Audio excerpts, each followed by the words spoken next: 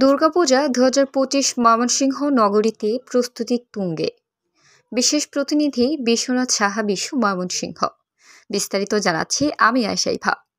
আগামী শারদীয় দুর্গাপূজা ২০২৫ উপলক্ষে ময়মনসিংহ নগরীতে চলছে ব্যাপক প্রস্তুতি। নগরীর শহীদ শাহাবুদ্দিন মিলনায়তনে এক প্রস্তুতিমূলক সভা অনুষ্ঠিত হয়। ময়মনসিংহ জেলার সম্মানিত জেলা প্রশাসক জনাব মোহাম্মদ মোখতার আহমেদ এর সভাপতিত্বে এই সভায় পূজা উদযাপন কমিটির সদস্যবৃন্দ, আইন শৃঙ্খলা রক্ষাকারী বাহিনীর কর্মকর্তা, বিদ্যুৎ বিভাগ ও ফায়ার সার্ভিসের ও রাজনৈতিক নেতৃবৃন্দের প্রতিনিধিরা উপস্থিত ছিলেন। সবাই পূজার সার্বিক নিরাপত্তা, নিরবিচ্ছিন্ন বিদ্যুৎ সরবরাহ এবং প্রতিমা বিসর্জনের সুষ্ঠু ব্যবস্থাপনা নিয়ে বিস্তারিত আলোচনা করা হয়। জেলা প্রশাসক মহোদয় বলেন যে পূজায় সকলের নিরাপত্তা নিশ্চিত করতে বিশেষ নজরদারি থাকবে। তিনি পূজা মণ্ডপগুলোতে সিসিটিভি ক্যামেরা বসানোর পাশাপাশি স্বেচ্ছাসেবক নিয়োগের পরামর্শ দেন। তিনি আরও বলেন, নির্বিঘ্নে পূজা উদযাপনের জন্য নিরবিচ্ছিন্ন বিদ্যুৎ সরবরাহ নিশ্চিত করতে হবে। সেই লক্ষ্যে বিদ্যুৎ বিভাগের পক্ষ থেকে প্রয়োজনীয় ব্যবস্থা নেওয়া হবে বলে জানানো হয়। পাশাপাশি যে কোনো জরুরি পরিস্থিতি মোকাবিলায় ফায়ার সার্ভিস এবং মেডিকেল টিম প্রস্তুত থাকবে। সতর্ক থাকতে চাই, যার আমার কিছু প্রস্তাব আছে। প্রথম প্রস্তাব হলো রাস্তার লাইট। এটি মাননীয় প্রশাসক সাহেব, নর্মালি আমাদের রাস্তার লাইটে অনেক সমস্যা।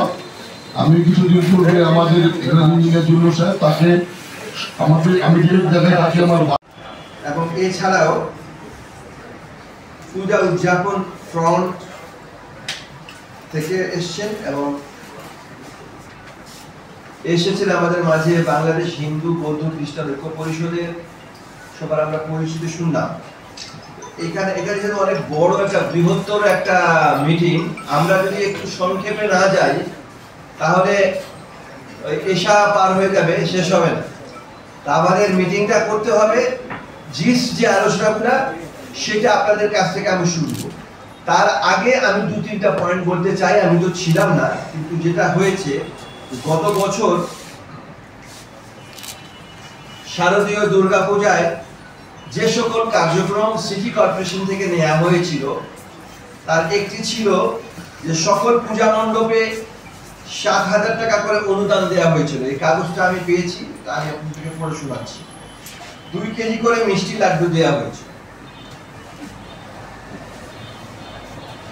আর সকল পূজা মণ্ডপে পূজার পূর্বে ব্লিচিং পাউডার ৫ থেকে ১০ কেজি এবং ফিনাইল ২টা থেকে ৩টা দেওয়া হয়েছিল। মন্দির প্রাঙ্গণ এবং আশপাশ এলাকা নিয়মিত পরিষ্কার পরিচ্ছন্ন রাখা হয়েছিল।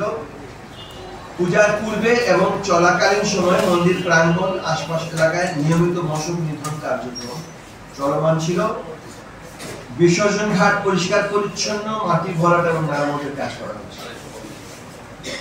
বিসর্জন ঘাটের প্যান্ডেল করা হয়। প্রশাসনের পুলিশ বাহিনীর সদস্য, র্যাব সদস্য, পূজা উদযাপন পরিষদের নেতৃবৃন্দের বসার জন্য প্যান্ডেল তৈরি করা হয় এবং ঘোষণার জন্য মাইক এবং ব্যানার লাগানো হয়। বিসর্জন ঘাটের সার্বিক নিরাপত্তার জন্য সিসি ক্যামেরা স্থাপন করা হয়। বিসর্জন ঘাটে দুর্ঘটনা এড়াতে ফায়ার সার্ভিসের ডুবুরি দলের জন্য ২টি নৌকার ব্যবস্থা রাখা হয়েছিল। বিসর্জন ঘাটে আপ্যায়নের ব্যবস্থা, খাবার পানির ব্যবস্থা।